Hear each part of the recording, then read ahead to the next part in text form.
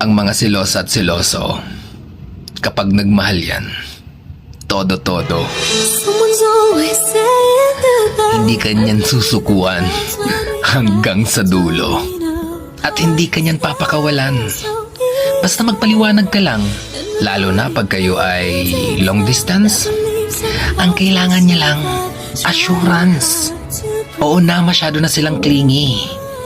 Pero ikaw lang kasing gusto nilang makatabi. Mag-update ka naman. Nag-aalala na yan. Kung ano na iniisip niya na baka napano ka na. Nagsiselo sila hindi dahil sa wala silang tiwala sa'yo.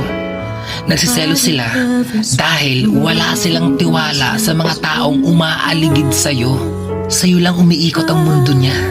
Kaya kapag pinahinto mo siya at pinatigil sa pagsiselos niya, para bang hindi niya na ipaparamdam sa'yo na ikaw lang ang sentro ng nag-iisa niyang mundo.